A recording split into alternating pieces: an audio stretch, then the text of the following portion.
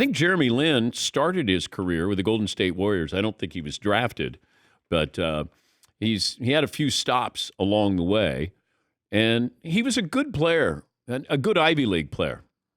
But I don't think that he made any news nationally. If you watched Harvard, then you might have thought, oh, that guy pretty good. He can shoot. He can score. I think one season he averaged 18 a game, but kind of a nondescript pro basketball player. So then he goes to the New York Knicks. And then all of a sudden, the Knicks had some injuries. And then Jeremy Lin all of a sudden gives us Linsanity. And once again, the documentary will be October 11th on HBO and HBO Max, 38 in the Garden.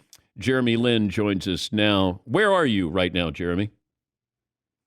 I'm in Guangzhou in China. What's the town like? So it's a city in southern China. Very nice weather. Um, it's a very food centric place. There's a lot of amazing dim sum out here, and it's just yeah, in general, it's a very, I'm trying to think of an analogy, but it's just like a hot temperature, very, very energetic and enthusiastic people. And that's kind of the vibe of the city. How crazy did it get, the coverage of Linsanity? Uh, it's about as, I mean, for sure, definitely the craziest thing I've ever experienced. Talking to my teammates, the craziest thing by far they had ever seen. Um, I mean, yeah, I don't think there's too many people on the planet who have experienced crazier things. It was pretty wild. It was pretty wild. But did you feel like you were a pop star? Like it was more than basketball. Oh, I mean, it was literally the most popular person on the planet, like literally. Um, like I was the most Google search. I was the most I was actually the most searched, most talked about, most popular person of that year, and it was a lot. It was really overwhelming.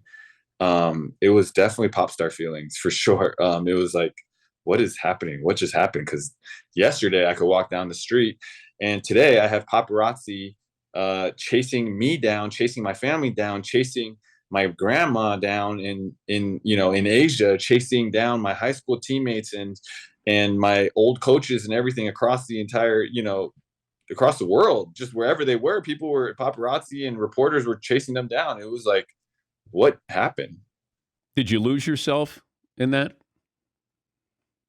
Close. I definitely lost myself in many ways. I don't think all the way, but I lost a lot.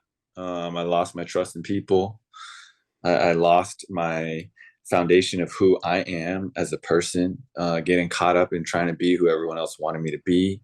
I lost my sense of joy. I lost my sense of purpose. I lost the innocence and the naiveness that I came into the NBA with. And I just kind of was covered with a cloud of jadedness and bitterness and anger. So I definitely lost myself many times along the way. I just think I had the right people around me and time to be able to heal. Why the game against the Lakers, the title 38 at the Garden?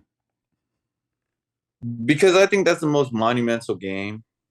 Um, and I think that was definitely like the pinnacle of it. I mean, I know we have the game winner in Toronto, and that is an amazing shot. That is an amazing game as well. But when you think about the height of it all, the build up, the game being played at MSG, the hype around Kobe and what had happened before in the interview, all of that. I mean, it was the Lakers versus the Knicks in New York. I mean, that was the pinnacle. What did Kobe say to you during the game or after the game? Any conversation? No, nothing. Not until we became teammates, and then he gave me a lot of nice words and a lot of respect. But that was 3 years down the road. It takes him a while to give you a compliment, but you got one eventually. No, I got it eventually though. It's playing hard to get. If you had a do-over, what would you do? Anything different? I would do a lot of things different. I would do a lot of things different. I would enjoy it way more. I would slow down way more. I would embrace the moment. I wouldn't just move on to the next game or the next goal or the next season. I wouldn't, I would have made a lot of different decisions off the court, who to trust, what path to take, and most importantly, I would have understood more of how to use that moment and that platform and my voice to use it more powerfully. At that moment, all I could think about was survival, trying to not get cut, trying to take care of my family and repay my loans and get out of debt and lots of things that, as a 23-year-old I was trying to figure out, right? Like, I didn't get a scholarship. I had hundreds of thousands of dollars that I owed for my tuition. I had two parents who were out of a job. I had two brothers who were in school and not making any income. Like, it was I was dealing with a lot. And that's where my mind was at. And I was just trying not to get cut. I was just trying to make it. And I was just trying to establish myself and have a career. I didn't understand what was happening within the context of society at large, and within the context of of what that moment meant culturally. Why were you only able to capture Linsanity for that moment that it didn't spread out? You had a good career, you played for a lot of teams, but at 34, you're playing in China. Why?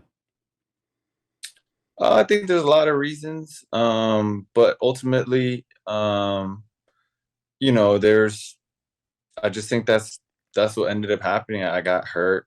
I had dealt with a lot of injuries, lots of surgeries. I had a great opportunity in Brooklyn, and missed 130 games over the course of 2 seasons, and had a knee injury that made it so that my body will never ever be the same. And things happen. There are times when I didn't play well enough, or opportunities that I didn't fully take advantage of, and ways that I needed to get better and wasn't prepared for.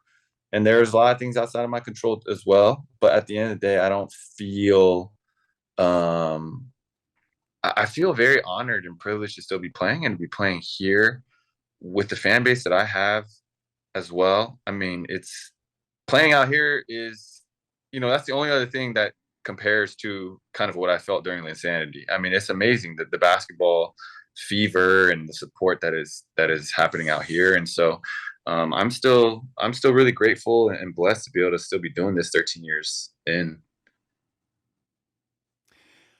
How did your popularity affect your teammates, in particular Carmelo? I saw where he wasn't part of the documentary.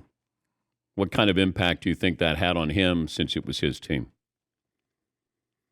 And I think this is something that will always be speculation. I never knew then. I don't know now. I've never had a conversation about it personally with him. Um, but the only thing I've said this, and I don't say it just to like be fake, is I've never had a conflict with him personally. Um, Everything that happened, everything that is what I know. You know what I mean? Like everything I heard from, when D'Antoni came out multiple years later, when Amari came out multiple years later, like in the moment, I didn't know any of that stuff. I didn't know what was happening. I thought the Knicks were gonna match me. They told me they were gonna match me. I just assumed it. Like I didn't understand what was happening, and I still don't know to this day exactly what happened. But I do know that was a magical moment. That was an amazing season, and he's part of the story, and he was part of our team, and we don't make the playoffs without him. So there's, from my end, it's looking back. I don't dwell on that aspect of it. No interest in sitting down and talking to him? Oh, definitely. There's definitely that interest, um, but I just don't think it has worked out yet. But on my end, definitely, there's that interest. You're lighting up Derek Fisher. I'm looking at the highlights here. Poor Derek Fisher that night at the Garden. You had him on skates there. Yeah, I mean, I don't think Derek Fisher's sweating that game anymore, having accomplished what he accomplished. So I think he's like, yeah, go ahead and have that one. I'll take all my rings. Hey, it's a great documentary, and I hope people get a chance to watch it for a lot of different reasons there, and a lot to be proud of. Glad you're still playing hoops, and thanks for joining us. I appreciate it. Thank you. It's Jeremy Lin. The HBO documentary 38 at the Garden debuts October 11th on HBO and HBO Max.